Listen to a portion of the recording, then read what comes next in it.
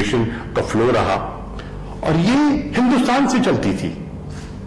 It was being run from India. اور اس magazine میں جعلی تھنک ٹینکس کے ذریعے اور جعلی این جی اوز کے ذریعے اپنا پروپیگنڈا جو ہے اس کو وہ آگے بڑھاتے رہے. اور پھر کیا ہوا؟ یورپین یونین کی جو اینٹی ڈس انفارمیشن آرگنائزیشنز ہیں ان کی تحقیق جب ہوئی مکمل تو انہوں نے brought this magazine down کہ بھائی یہ تو سب 2 نمبر کام ہے اور اس کو بند ہونا چاہیے. اس کے ساتھ میں آپ کی خدمت میں عرض کرنا چاہوں گا کہ ہندوستان کی پریمیئر نیوز ایجنسی ہے ANI. آپ سب واقف ہیں, سب میڈیا کے لوگ ہیں. اب ANI کو استعمال کیا جاتا رہا ہے اور کیا جا رہا ہے to amplify this propaganda against Pakistan. اور یہ جو ایجنسی ہے ANI یہ فیڈ کرتی ہے فیک نیوز مختلف ذرائع سے.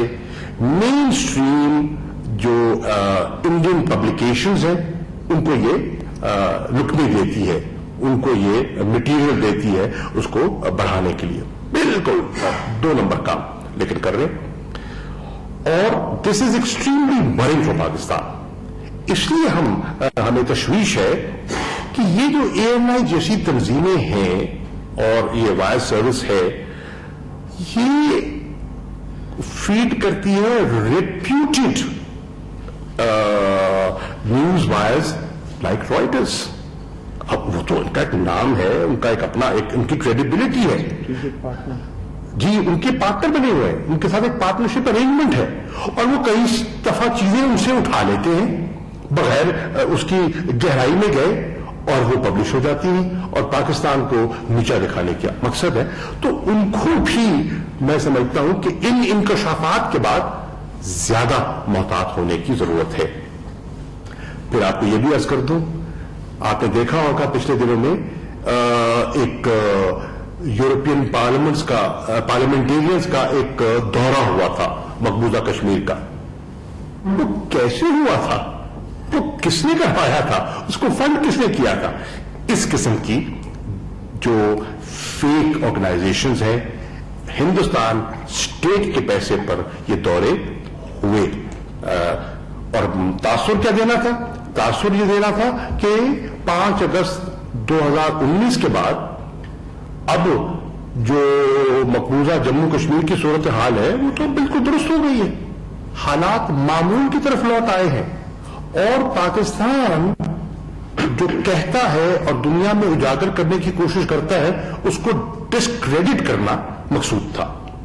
اسی طرح آپ دیکھیں کہ جو انٹرنز ہیں جو ہیومن رائٹس کاؤنسل میں کام کرتے ہیں کر رہے ہیں ان کو استعمال کیا گیا ان جعلی NGOs نے,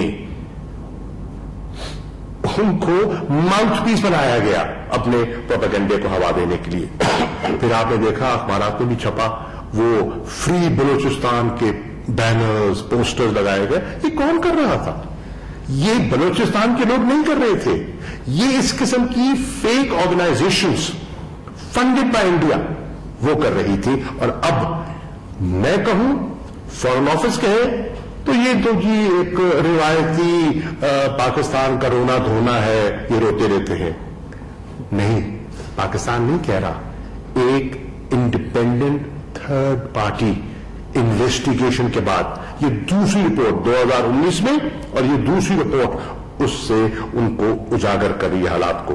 سو ایکسمیئر کیمپین اگینسٹ پاکستان شروع کی گئی ہے اور اس کی کوئی حدود نہیں.